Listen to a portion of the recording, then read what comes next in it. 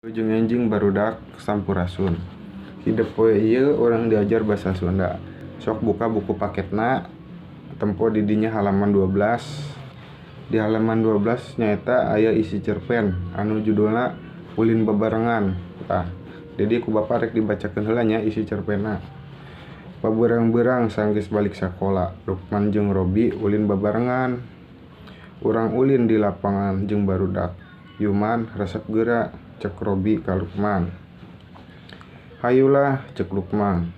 Lukman, Robi ka dieu gancang rek milu oray-orayan moal. Puguh atuh. Lukman jeung Robi nyampeurkeun milu oray-orayan. Barudak geus ngabaris rek ulin oray-orayan. Resep oray-orayan oge bari ngawih sagala kieu kakawihanna teh. Oray-orayan, oray naon? Oray bungka, bungka naon? Bungka laut. Laut naon? Laut dipa. Dipa naon? Dipandeuri. Tah, eta isi cerpenna teh.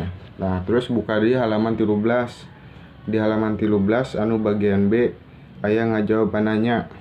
Aya 5 soal. Tah, sok ayeuna mah ku barudak eusian 5 soal eta, amun tos beres kirim ka WA bapanya. Hatur nuhun.